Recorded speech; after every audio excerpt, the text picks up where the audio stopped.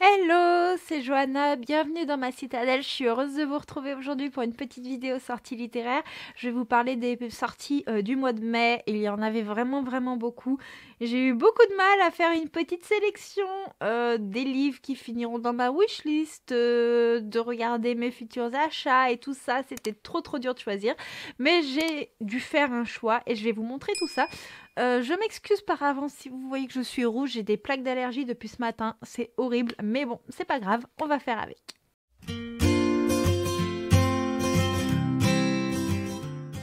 Je commence avec une sortie du 2 mai parce qu'il y aura le tome 2 de Sistra, seconde épreuve de Marine Stengel. J'ai le premier tome dans ma palle depuis un long moment maintenant, je l'ai toujours pas lu. On est dans une dystopie qui a l'air vraiment palpitante et qui, je sais, a des chances de beaucoup me plaire. On est dans un climat où la violence règne, les conditions climatiques sont catastrophiques, les espèces s'éteignent, les ressources de la planète sont épuisées et c'est un peu la catastrophe. Suite à cela, il va y avoir une loi qui s'appelle la loi Sistra qui va être promulguée et on va suivre Kali, une jeune fille qui va naître dans ce monde-là. Elle est intelligente, elle est aimée de ses parents, mais son destin va basculer le jour où ses parents auront une autre petite fille et la loi Sistra va devoir s'appliquer et pour survivre, elles vont devoir s'affronter. Le 3 mai sortira The Spanish Love Deception de Elena Armas. Et là, on va suivre Catalina qui, soi-disant, n'est pas célibataire. C'est ce que croit sa famille. Et quand sa famille va lui annoncer qu'elle devra amener son petit ami au mariage de sa sœur, et bah c'est la catastrophe, elle va avoir 4 semaines pour trouver quelqu'un, elle est complètement désespérée de trouver l'homme idéal et donc elle va céder à l'offre que va lui faire Aaron, son collègue qui est un véritable emmerdeur même si c'est un beau gosse. Une sortie dont la couverture me fait vriller de par sa beauté, il s'agit de La fille de la déesse de la lune, le tome 1 de Su Lin Tan. Et là, on va suivre une jeune fille dont la mère est la déesse de la lune. Elle était tenue captive par le plus redoutable immortel du royaume. Je pense que cette seule phrase suffit à donner envie de découvrir ce roman dont la couverture, je me répète, est absolument incroyable. Il y a des vibes un petit peu asiatiques. Je suis très curieuse de voir ce que ça peut donner. Cette fois-ci, on part dans un monde de piraterie avec Redstone, le premier tome de Charlotte Embrun. C'est publié chez Big Bang et on va y suivre Ivy qui survit dans les bas-fonds de la ville de Greybor depuis qu'elle est toute petite étant donné qu'elle est orpheline. Elle va avoir l'occasion d'embarquer sur le Redstone qui est un bateau appartenant à un redoutable pirate contenu pour ses méfaits et elle ignore que ce voyage va l'emmener bien au-delà des mers du monde qu'elle connaît et qu'elle va partir à la rencontre de son passé. Ça a l'air vraiment palpitant et j'espère que ce sera plein d'aventures. Cette fois-ci, on part dans une comédie romantique de l'autrice de Love Hypothesis avec Love of the Brain de Ali Hazelwood. Et là, on va y suivre Bee et Levi qui sont deux êtres qui se détestent. Il est taciturne, un peu grognon, il est distant et réservé. Et elle a toujours essayé de se faire apprécier de lui, mais malheureusement, c'est pas possible. Du coup, elle a décidé de le détester aussi. Donc, quand Bee va devoir manager dans une équipe, ça va être la catastrophe parce que c'est un petit peu son ennemi juré de la fac. Et donc, je suppose qu'on va être dans un petit ennemi to lovers qui va être très intéressant. Le 4 mai sortira Cœur de sorcière de Geneviève Gornichek. On est dans un monde où les hommes meurent, les dieux meurent et elle, cette sorcière, survit. On va suivre son destin, sachant qu'elle va devoir combattre un petit peu les dieux nordiques. Elle est condamnée à l'anéantissement parce que Odin attendait d'elle qu'elle révèle un petit peu tous ses secrets. Et elle va tout faire pour échapper à ce dieu. Sauf qu'il n'est pas seul et que ça va poser de nombreux problèmes. J'ai pas trop saisi toutes les nuances du résumé, mais ça a l'air très sympathique. Et personnellement, j'adore la mythologie nordique. Le 5 mai sortira Forty Legacy, le premier tome de Vanessa Altmeyer, et on va y suivre Lisa, une jeune fille qui est victime d'une malédiction. Elle est nécromancienne le jour et elle se transforme la nuit pour endosser le rôle de faucheuse d'âme. De plus, elle doit composer avec son boulot de journaliste et sa relation avec un dragon métamorphe. Sauf qu'un jour, il va y avoir un grave accident qui va survenir et elle va devoir prendre la vie de plusieurs étudiantes et ça l'a complètement chamboulée. Elle a besoin de faire une pause, elle va s'éloigner et quand elle va revenir, elle va devoir affronter une secte maléfique dont son beau-père ferait apparemment partie. Le 10 mai sortira Legendborn, le tome 2 de Tracy Deonn. J'ai toujours le premier tome dans ma pile à lire. J'espère le lire bientôt avec le Tarot Books Challenge. Mais voilà, pour le moment, je suis totalement en train de foirer ce challenge. Donc, je ne vous fais pas de résumé. Mais je sais qu'il est question d'une école prestigieuse de magie et qu'il y a un soupçon de romance. Donc voilà un petit peu les ingrédients nécessaires. Toujours le 10 mai sortira Les Loups Millénaires, le tome 2 de Sapir A. Angelard. J'ai lu le tome 1 le week-end dernier et si j'ai plein de choses à redire sur cette romantaisie où l'intrigue est vraiment peu présente, c'est vraiment la frénésie d'accouplement de loups, l'histoire en elle-même. Il y a plein de choses qui ne vont pas et pourtant j'ai passé un merveilleux moment avec ce tome 1 qui m'a vraiment fait rire du début à la fin. Donc j'ai très hâte de lire ce tome 2.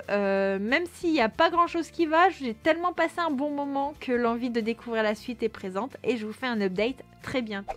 On continue avec les sorties qui ont l'air palpitantes avec Hôtel Magnifique de Emily J. Taylor et on va y suivre Janie et Zosa. Elles sont toutes les deux engagées à l'Hôtel Magnifique et elles s'attendent à pénétrer un endroit où la magie foisonne à chaque étage, mais elles vont vite déchanter parce que l'hôtel est truffé de pièges et elles vont y découvrir de très sombres secrets. Le 11 mai sortira Belladonna de Adaline Grace, qui est l'autrice du Trône des Sept Îles, une duologie dont j'ai lu que le tome 1 et le tome 2 est toujours dans ma pile à lire.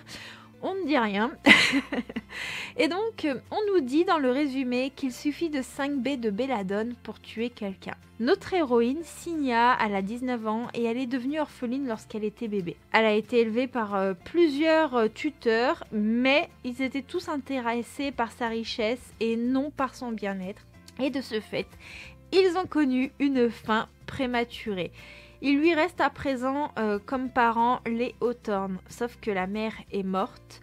Le père de famille fait le deuil de cette épouse. Son fils est prétentieux et il y a une de ses filles qui souffre d'une maladie mystérieuse. Et c'est là que va apparaître l'esprit de la mère Hawthorne qui prétend avoir été empoisonnée. C'est là que Signa va réaliser que la seule famille qui lui reste et dont elle dépend pourrait être en grand danger. Je suis très curieuse de voir ce que ça peut donner. Je vous avoue que le résumé m'intrigue, mais je ne sais pas trop là où on va nous emmener, si ça va être quelque chose d'un peu magique ou si ça va être simplement une enquête. Le 12 mai sortira Zombie Boy de Morgane Rugraff, qui est l'autrice de Lune Ardente et de Double Jeu. J'aime beaucoup ses écrits qui sont toutefois assez sombres. Et là, on va être avec un futur marié qui va flirter avec le petit frère de sa future femme. Franco va faire la connaissance de Marlon, qui est le petit frère de sa future femme, quelques jours seulement avant son mariage.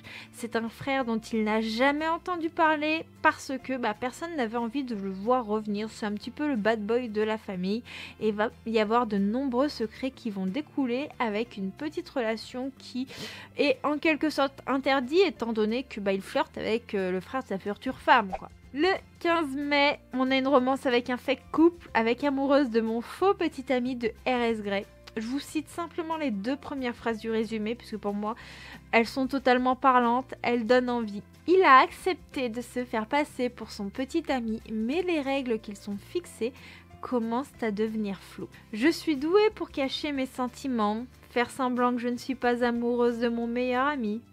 C'est un jeu d'enfant. Alors, trope faux petit ami, avec un trope d'amitié, personnellement, j'adore. Le 16 mai sortira le tome 3 de La Dernière Muse de L4. J'ai les 2 premiers tomes qui sont actuellement dans ma pile à lire. J'espère les lire bientôt parce qu'ils m'ont été envoyés en service presse par la maison d'édition Cherry Publishing. Donc je peux pas vous faire de résumé, j'ai plus le truc en tête. Je sais qu'il y a une question d'une héroïne qui essaie de recommencer une nouvelle vie. Et il y a une question d'histoire d'amour avec un gars torturé qui a un groupe de musique et qui fait du Street Fighter. Voilà, donc je vous ferai un update complet quand je l'aurai lu. Le 17 mai sortira un roman qui a l'air vraiment très sombre. Il s'agit de Entretien avec un serpent de Elodie Federbe, qui est l'autrice également de Villa Emilia. Alors ça a l'air vraiment très sombre, très poignant, mais en même temps l'autrice est connue pour ses écrits un petit peu macabres. On va y suivre le docteur McGrath qui va recevoir un nouveau patient à son cabinet, et quand elle va recevoir ce patient, toute sa conscience professionnelle va un petit peu s'effondrer parce que ce patient est loin d'être comme les autres. Il a un sourire machiavélique, mais c'est aussi un homme torturé, dangereux, dont elle va tenter de découvrir les sombres pensées cachées au plus profond de son cerveau. Voilà, intriguant, n'est-ce pas? On continue avec les sorties avec All of Us Villain de Amanda Foody et Christine Linerman que je devrais recevoir en SP. Et là, on est dans un truc un petit peu à la Divergente, Hunger Games, parce qu'à chaque génération, cette famille fondatrice de la ville doit fournir un champion pour lutter jusqu'à la mort lors d'une compétition magique. Et la famille qui aura gagné aura la main mise sur la magie qui régit un petit peu cette ville. Ça a l'air très mystérieux, mais en même temps, je me dis que ce petit concept de compétition magique peut être très intéressant. Le 19 mai sortira Royal Love de Robin Max Chavelan. On est dans une uchronie qui m'a l'air fort sympathique. De base, j'adore les uchronies, donc je sens que c'est le genre de roman qui me fera passer un bon moment. On est en 2022 et la monarchie est toujours en cours et on va suivre un prince qui va devenir roi. On va faire la connaissance de Phileas Bourbon Orléans, qui est un séduisant trentenaire. Et il va monter sur le trône parce que son père vient de mourir.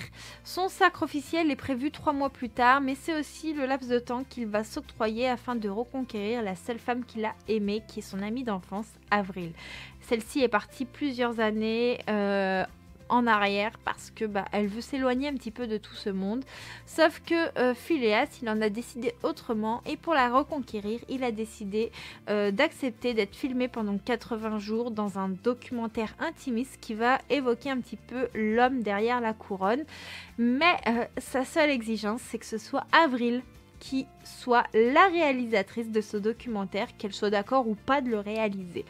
Donc avec un petit schéma de retrouvailles, le petit côté uchronie, moi personnellement ça me dit bien, mais par contre je ne suis absolument pas fan de la couverture. Et je termine cette vidéo des sorties littéraires avec le tome 4 des Campus Drivers de C.S. Quill, Love Machine qui s'intitulera, qui sera une nouvelle application qui va être créée parce que Lewis, Donovan et compagnie vont décider de nouer un partenariat avec celle-ci afin de continuer à promulguer un petit peu les campus drivers, c'est la romance.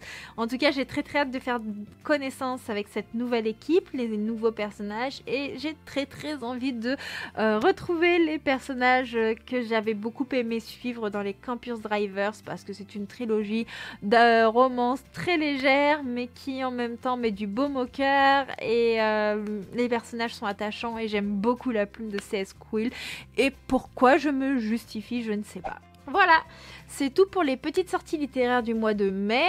Ça fait déjà pas mal de titres. J'ai essayé de vous les résumer du mieux que je pouvais, sans trop en dire, parce que moi non plus, des fois, j'ai pas envie de lire les résumés complets. Des fois, juste le début, les premiers paragraphes me suffisent. J'ai pas trop envie que les résumés me dévoilent trop de l'intrigue, sinon je trouve que ça gâche un petit peu le truc. Après, chacun son appréciation. Et si vous voulez en savoir plus, de toute manière, je vous mets toujours le descriptif avec les liens des livres dans la barre de description, donc n'hésitez pas, c'est fait pour ça. N'hésitez pas également, si vous êtes arrivé en bout de cette vidéo, à mettre des emojis pile de livres et couronne. Et puis, moi, je vous souhaite une très très bonne fin de journée. N'hésitez pas à liker, commenter, vous abonner si ce n'est pas déjà fait. C'est vraiment le meilleur moyen que vous avez de soutenir la chaîne. Et puis, moi, je suis très très heureuse de vous retrouver comme à chaque fois pour une nouvelle vidéo qui sera sûrement la semaine prochaine. J'ai très très hâte de vous la tourner et de blablater encore avec vous. Je vous souhaite de très très belles lectures et une très belle semaine à venir. Ciao, ciao!